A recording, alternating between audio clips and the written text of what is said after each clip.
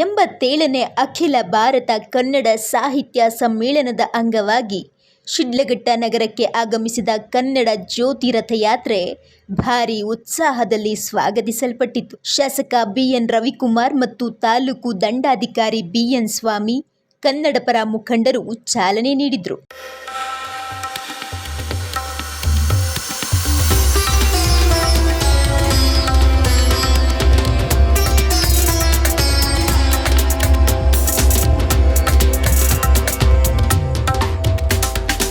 ಕನ್ನಡ ಜ್ಯೋತಿ ರಥ ಮೆರವಣಿಗೆಯನ್ನ ಸಾವಿರಾರು ವಿದ್ಯಾರ್ಥಿಗಳು, ಮಹಿಳೆಯರು ಮತ್ತು ಕನ್ನಡ ಅಭಿಮಾನಿಗಳು ತಮ್ಮ ಬಾವುಟಗಳು ಮತ್ತು ಕಲಶಗಳೊಂದಿಗೆ ಹಮ್ಮಿಕೊಂಡಿದ್ರು. ಬಾವುಟಗಳು ನಗರದಾದ್ಯಂತ ಕನ್ನಡದ ಶಕ್ತಿ ಪ್ರತಿಬಿಂಬಿಸುತ್ತಿತ್ತು.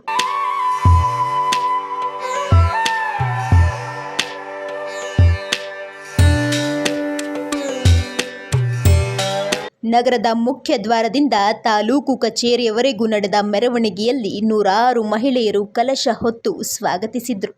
ಶಾಲಾ ಕಾಲೇಜು ವಿದ್ಯಾರ್ಥಿಗಳು ನೂರಾರು ಅಡಿ ಉದ್ದದ ಕನ್ನಡ ಧ್ವಜವನ್ನ ಹಿಡಿದು ಮೆರವಣಿಗೆಯ ಉದ್ದಕ್ಕೂ ಸಾಗಿದ್ರು. ಈ ನಾಡಿನ 7 ಕೋಟಿ ಜನಗಳ ನೆಮ್ಮದಿಯ ಬದುಕು, ಈ ನಾಡಿನ ಇವತ್ತು ನೆಲ ಜಲ ಭಾಷೆ ಇವತ್ತು ಸುಭಿಕ್ಷವಾಗಿರಲಿಕ್ಕೆ ಕಾರಣರು ಈ ದೇಶಕ್ಕಾಗಿ, ಈ ನಾಡಿಗಾಗಿ ಹೋರಾಟಗಳನ್ನು ಮಾಡಿ ಪ್ರಾಣವನ್ನು ಅರ್ಪಿಸಿರ್ತಕ್ಕಂಥ ಎಲ್ಲ ಮಹನೀಯರನ್ನು ಸ್ಮರಿಸುತ್ತಾ, ಏನಿವತ್ತು ಕರ್ನಾಟಕ ರಾಜ್ಯ ಸರ್ಕಾರ ಮಂಡ್ಯ ಜಿಲ್ಲೆಯಲ್ಲಿ ನಡೀತಕ್ಕಂಥ 87ನೇ ಅಖಿಲ ಭಾರತ ಕನ್ನಡ ಸಾಹಿತ್ಯ ಸಮ್ಮೇಳನಕ್ಕೆ ಕರ್ನಾಟಕ ರಾಜ್ಯದಲ್ಲಿ ಇವತ್ತು ಕನ್ನಡದ ಜ್ಯೋತಿ ರಥಯಾತ್ರೆ ಅನ್ನೋ ಒಂದು ಕಾರ್ಯಕ್ರಮವನ್ನು ಜಿಲ್ಲಾ ಮಟ್ಟದಲ್ಲಿ ಎಲ್ಲ ವಿಧಾನಸಭಾ ಕ್ಷೇತ್ರಗಳಲ್ಲಿ ಇವತ್ತು ಆ ರಥ ಒಂದು ಜ್ಯೋತಿಯನ್ನು ಇವತ್ತು ಇಡೀ ಕ್ಷೇತ್ರದ ಉದ್ದಗಲಗೂ ಇವತ್ತೇನು ನಮ್ಮ ಜಿಲ್ಲೆ ಇವತ್ತು ಆಂಧ್ರ ಗಡಿಯಲ್ಲಿರ್ತಕ್ಕಂಥ ಜಿಲ್ಲೆಯಾಗಿದ್ದು, ಈ ನಾಡಿನ ಮುಂದಿನ ಭವಿಷ್ಯಕ್ಕಾಗಿ ಇವತ್ತು ನಮ್ಮ ನಾಡಿನ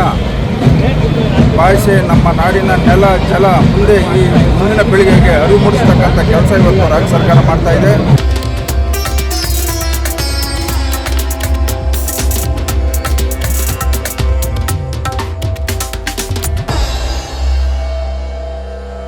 ಇಂದಿನ ದಿನ ಶಿಡ್ಲಘಟ್ಟದಲ್ಲಿ ಕನ್ನಡದ ಕಂಪು ಹರಡಿತ್ತು.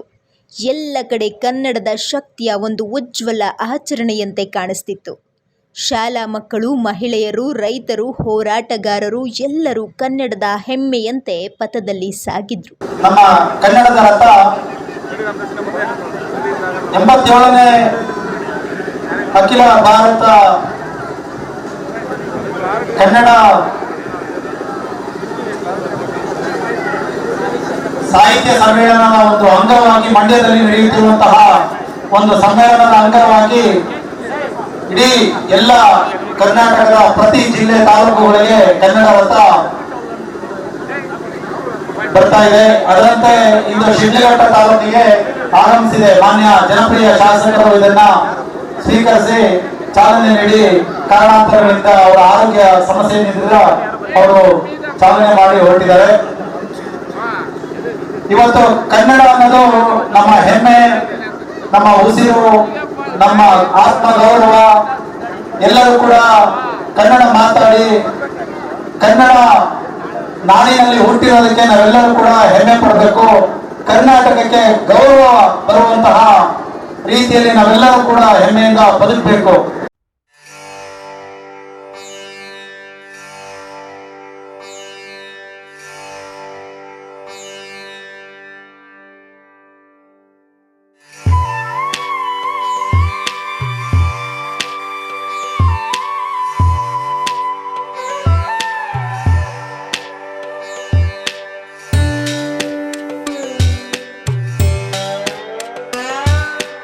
ಶಿಡ್ಲಘಟ್ಟದಲ್ಲಿ ಇಂದು ಕನ್ನಡದ ಸಂಭ್ರಮದ ದಿನ. 87ನೇ ಕನ್ನಡ ಸಾಹಿತ್ಯ ಸಮ್ಮೇಳನದ ಸುವರ್ಣ ಕ್ಷಣಗಳು ಕನ್ನಡಿಗರ ಮನಸ್ಸಿನಲ್ಲಿ ಸದಾ ಉಳಿಯುತ್ತೆ.